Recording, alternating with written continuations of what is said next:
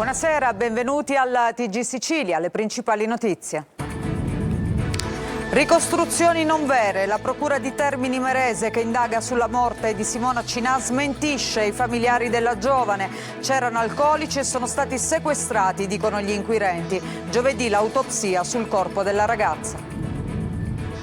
Anziani disabili picchiati e minacciati dal personale di 2 comunità alloggio di Pachino nel Siracusano. 16 le misure cautelari, sequestrate le strutture. Duro colpo alla mafia cinese, 13 arresti in tutta Italia. A Catania, scoperto un giro di prostituzione gestito da una donna proveniente dalla Cina. Ispezione della Regione per il caso Viviano. Il giornalista trasportato su una motoape dopo una frattura a stromboli è atteso 4 ore all'ospedale Papardo di Messina. Al nostro TG dice: vogliono la privatizzazione della sanità. Pascoli decimati dagli incendi, grano troppo caro, gli appelli degli agricoltori e allevatori siciliani che chiedono il sostegno della Regione. Emergenza idrica a Trapani. Il sindaco fa sapere che sono stati ripristinati 13 impianti su 17, ma la situazione resta ancora critica. Nell'Agrigentino entra in funzione il dissalatore di Porto Empedocle. Ironia, ritmo e applausi a scena aperta. Emilio Solfrizzi incanta il Teatro dell'Efebo di Agrigento con Anfitrione, il capolavoro di Plauto che fa riflettere divertendo. Calciomercato, interesse del Palermo per il portiere Semper in uscita dal Pisa. Sartore del Trapani ceduto al Gela. Al Siracusa piace Bartolomei. Il Catania presenta la nuova maglia.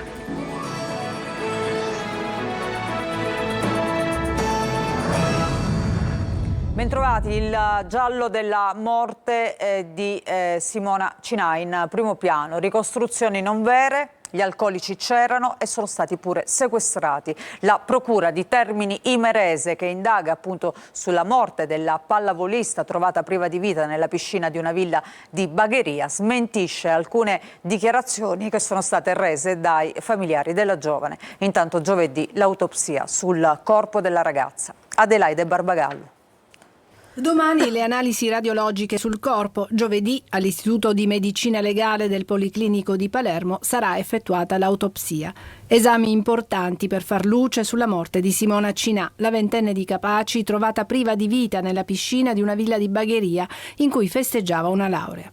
La Procura di Termini Imerese, che ha aperto un'indagine per omicidio colposo a carico di ignoti, fa il punto e smentisce alcune dichiarazioni dei familiari della giovane. Non ci sono elementi, dicono i magistrati, che fanno ipotizzare che lo stato dei luoghi sia stato alterato. Nella villa sono state trovate e sequestrate bottiglie di alcolici, c'erano ancora piatti e bicchieri usati durante la festa.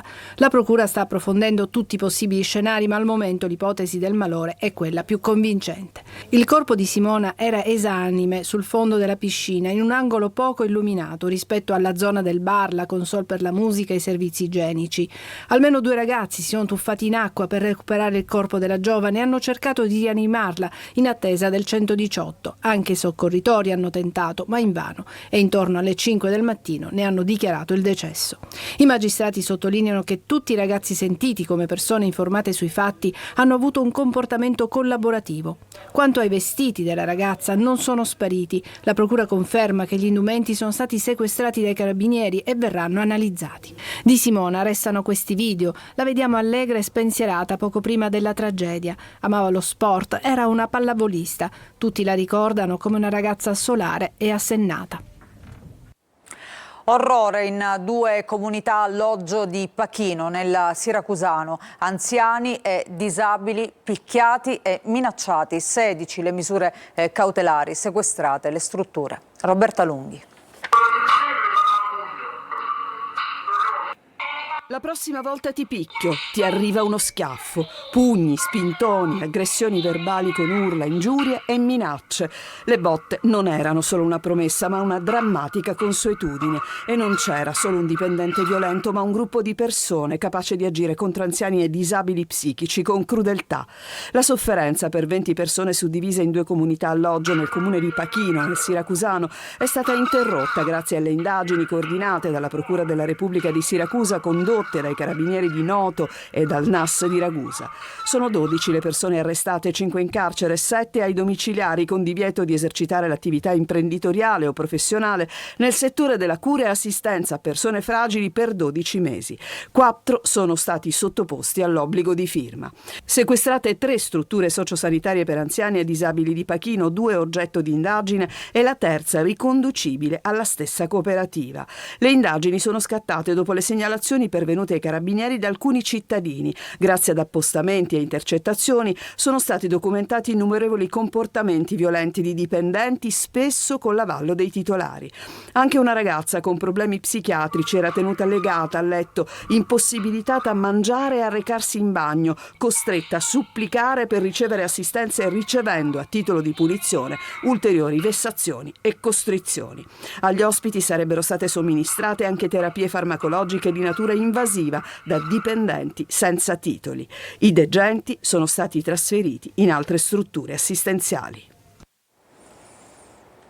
A Palermo una donna di 67 anni è morta investita da un camion davanti all'ospedale Buccheri La Ferla. Sul posto sono intervenuti i vigili del fuoco e il personale del 118. Secondo una prima ricostruzione sembra che la donna fosse uscita da poco dall'ospedale e poi è stata travolta mentre attraversava la strada.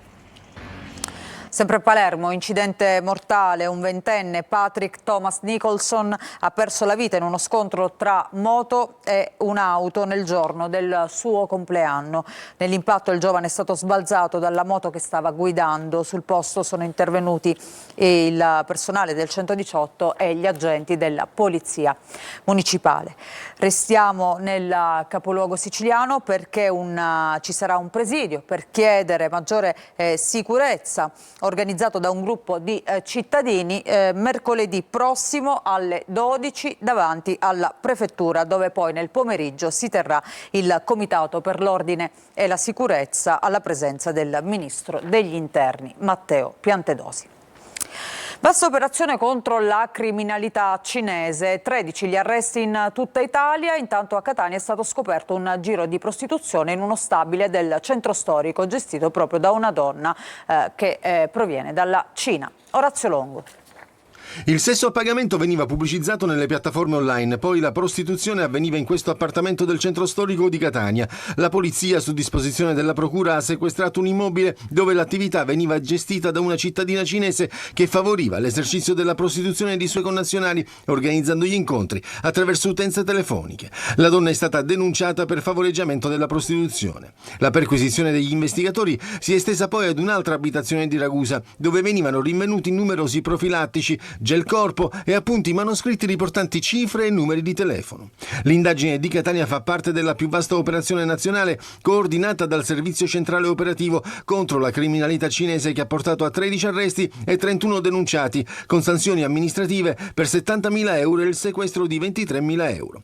Blitz in 24 province, con particolare riguardo ai delitti legati all'immigrazione clandestina, allo sfruttamento della prostituzione e del lavoro, alla contraffazione di prodotti, alla distribuzione di stupefacenti e alla detenzione abusiva di armi. Tra le attività illecite anche la Wala, con l'esercizio abusivo dell'attività bancaria in grado di gestire il trasferimento in nero di somme di denaro da un continente all'altro. Una mala cinese che, al pari delle mafie tradizionali, viene ricostruita dagli inquirenti come capace di ricorrere all'intimidazione e alla violenza con l'omertà come regola. A Catania una quarantenne è stata denunciata dai carabinieri per estorsione nei confronti del padre di 78 anni che si rifiutava di darle 50 euro. Nonostante la presenza degli investigatori, la donna ha continuato a insultare appunto il genitore. E adesso cambiamo argomento. Dal reparto di ortopedia del Policlinico di Messina, il giornalista Francesco Viviano racconta la disavventura del pronto soccorso in motoape per la rottura del femore e delle 4 ore di attesa al Papardo di Messina. Lo ha sentito per noi Francesco Triolo. Ha vissuto in prima persona le disfunzioni della sanità nelle Isole Eolie. Il giornalista Francesco Viviano racconta così il suo viaggio dopo la frattura al femore a Stromboli, dal trasporto in motoape perché l'ambulanza lì sull'isola non c'è da mesi, all'arrivo in elisoccorso al Papardo, l'attesa di ore, quindi il trasferimento al Policlinico, disfunzioni che la sanità siciliana non riesce o non vuole eliminare. Non dipende dai dipendenti e dagli operatori, c'è un finale unico. che è la privatizzazione degli ospedali. A quello si vuole arrivare. Quindi più disastro c'è, meglio è. La mancanza di un'ambulanza sarà colmata, assicura l'ASP, ma i tempi non sono brevi. È un'idiozia, perché ci potevano pensare ad aprile, quando ormai quella vecchia ambulanza che c'era si è guastata. Ma perché non l'hanno fatto? È proprio incuria, ignavia.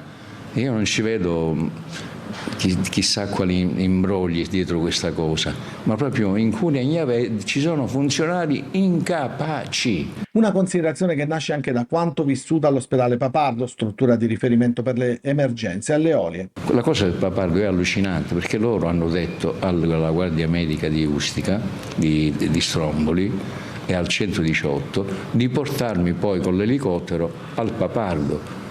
Mi hanno lasciato lì 4 ore senza dirmi niente e dopo 4 ore su mia insistenza qualcuno mi ha detto ora vedremo. Ho detto ma che vuol dire ora vedremo? Sapevate che arrivavo e ora mi trasferite in un altro ospedale? Ma io non capisco. Tra l'altro in quella situazione con un femore rotto l'emorragia continua e se tu mi tieni fermo 4 ore e non prendi nessun provvedimento potevo anche rimanerci secco. Su questo aspetto della vicenda il presidente della regione Schifani ha chiesto un'ispezione. La commissione ispettiva nominata dall'assessore Faraoni si è insediata ieri al Papardo. Dovrà accertare i motivi della lunga attesa, 4 ore di Viviana al pronto soccorso prima del trasferimento al Policlinico dove è stato operato. Il grano raccolto, comprato a poco, poi rivenduto al dettaglio a prezzi altissimi, è il dramma degli allevatori della Trapanese e con il bestiame che rischia la fame per i terreni rasi al suolo dagli incendi. È il doppio grido d'allarme dei coltivatori della CIA in Sicilia occidentale, chiesto l'aiuto della regione. Sentiamo. È un duplice grido di allarme quello lanciato da Matteo Paladino, vicepresidente vicario della CIA, Confederazione Italiana Agricoltori Sicilia Occidentale, che denuncia una situazione ormai insostenibile per migliaia di agricoltori e allevatori di Trapani e del Trapanese. Da una parte, intanto, il prezzo del grano. I nostri agricoltori stanno raccogliendo il proprio grano con dei prezzi bassissimi che si aggirano all'incirca tra 20 e 22 centesimi. Una contraddizione evidente se si pensa che il costo dei prodotti derivati continua a crescere senza sosta. Importante poi riuscire a contrastare la competitività del grano estero. Abbiamo chiesto sia alla Regione Sicilia che all'Europa quindi di abbassare i parametri delle microtossine presenti nel grano proveniente dall'estero, soprattutto quello canadese, proprio per evitare questa entrata scellerata di questi grani che nuociono prettamente alla nostra salute. Poi c'è il dramma dell'emergenza incendi che ha colpito la provincia di Trapani, distruggendo vaste aree a Cofano, Zingaro, Custonaci, Scopello e San Vito Lo Capo. I nostri allevatori che sono presenti in quella zona a discapito a momenti della propria vita sono riusciti a salvare i propri greggi.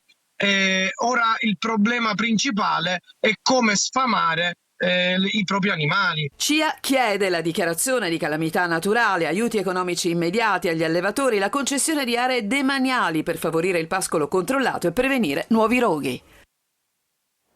E poi c'è l'emergenza idrica. A Trapani il sindaco fa sapere che sono stati ripristinati 13 impianti su 17, ma la situazione resta ancora critica.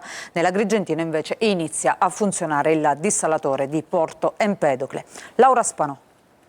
A Trapani si continua a fare i conti con le conseguenze del grave guasto Enel che giovedì scorso ha provocato il blocco di tutto il sistema idrico del territorio comunale. Il sindaco Giacomo Tranchida ha fatto sapere che 13 impianti su 17 sono stati ripristinati, ma non sono ancora in grado di garantire una distribuzione idrica accettabile. In questa fase critica l'amministrazione comunale si è rivolta anche ad altri enti per cercare collaborazione e alleggerire l'emergenza. Dito puntato contro il comune di Misiliscemi che ha concesso l'acqua solo per 24 ore e solo davanti al prefetto. Comportamento irresponsabile, dice Tranchida, che sarà accertato dall'autorità giudiziaria. In queste ore stanno venendo incontro alle esigenze idriche di Trapani i comuni di Erice e Castelvetrano. Intanto l'acqua del mare inizia a dissetare Agrigento. È operativo il dissalatore mobile nell'area Enel di Porto Empedocle, il primo dei 3 impianti strategici previsti dalla regione con quello di Trapani e Gela. Sono già 50 litri al secondo di acqua dissalata a fluire in nella rete attraverso il nodo di Villa Seta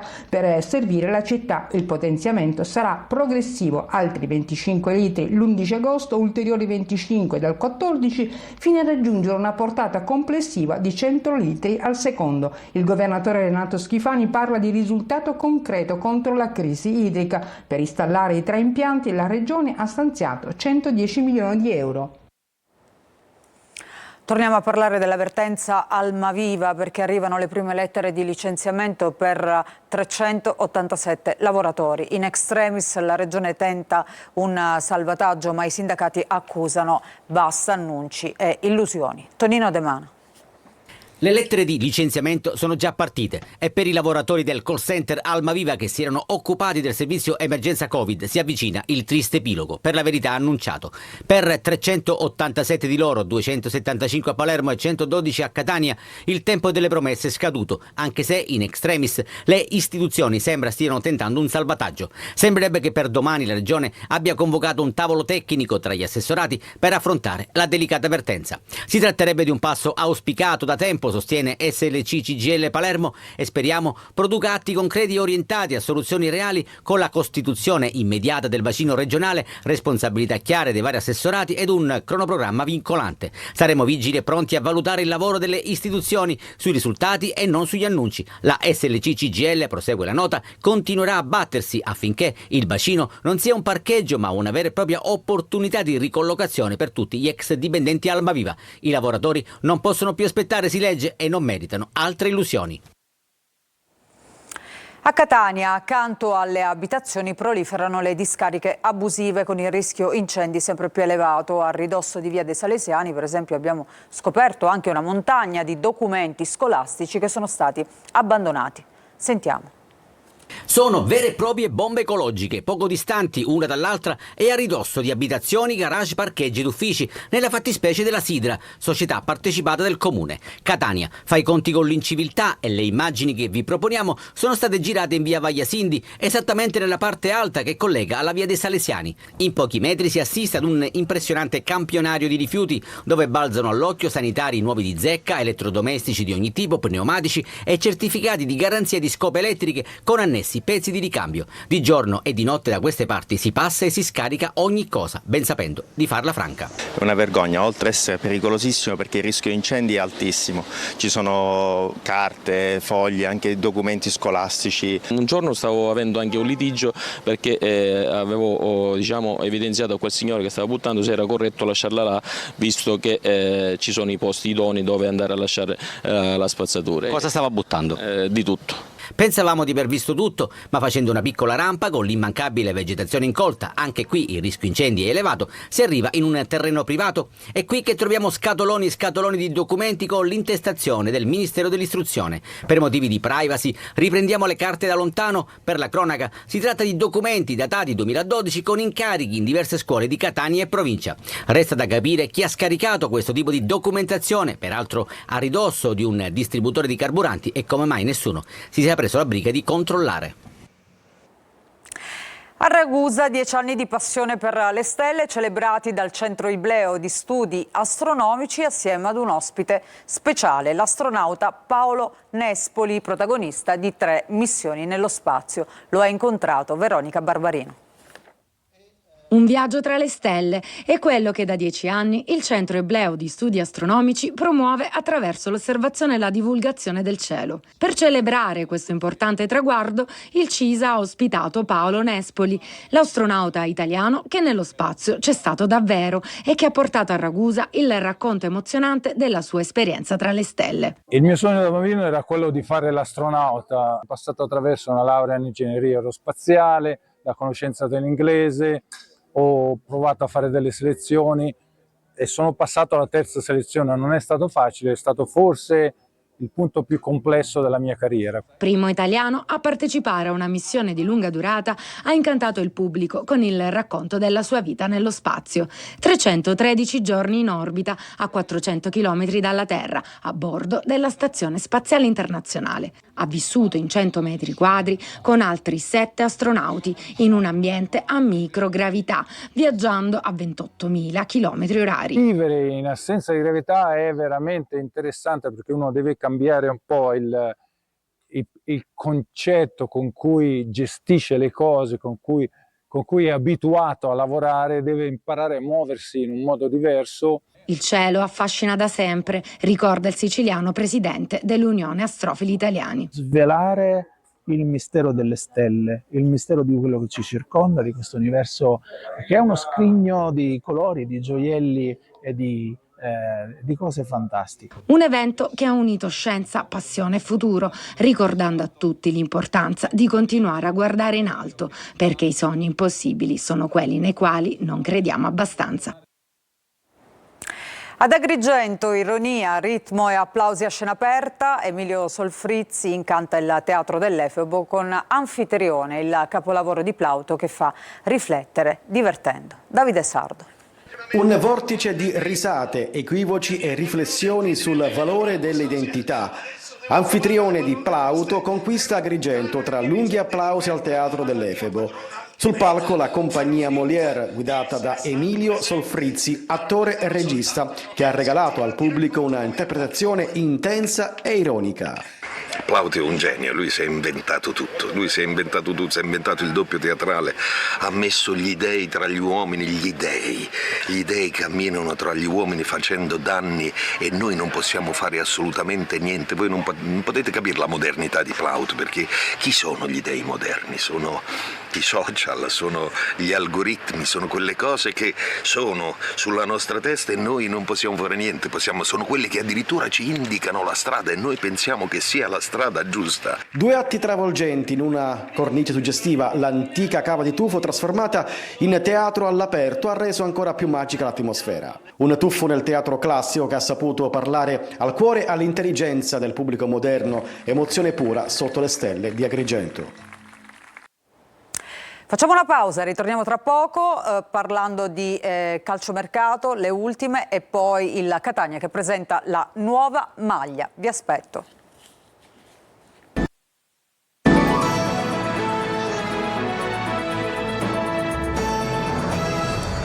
Ed adesso il calciomercato, interesse del Palermo per il portiere Semper in uscita dalla Pisa, Sartore del Trapani ceduto al Gela, al Siracusa invece piace Bartolomei, e poi il Catania che presenta la nuova maglia. Sergio Colosi.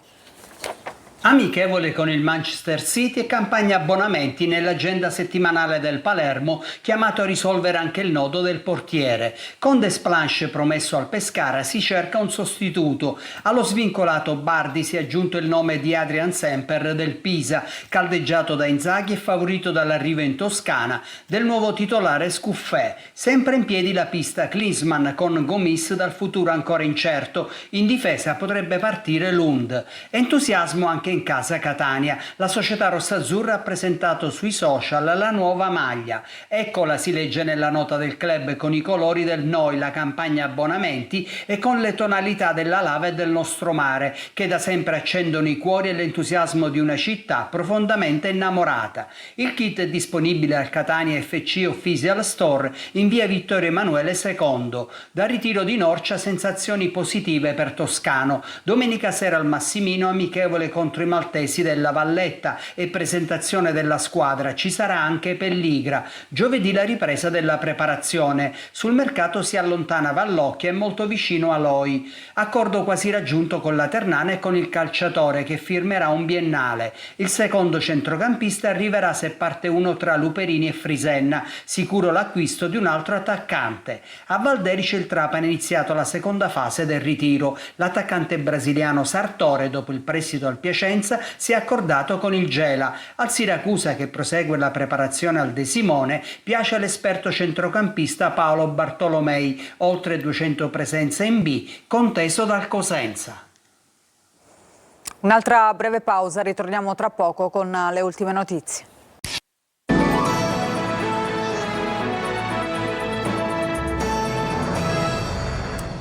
operaio edile è morto per un malore mentre stava lavorando in un cantiere della ricostruzione a Tolentino in provincia di Macerata. La vittima è Anastasio Virgillito, un operaio di 56 anni, originario di Catania ma residente da tempo a Matelica in provincia di Macerata, che si è accasciato al suolo privo di sensi questa mattina attorno alle 11. Sono intervenuti i soccorsi ma per l'operaio non c'è stato nulla da fare. Ci fermiamo con questa notizia, grazie per averci seguito, vi auguro un buon proseguimento di serata.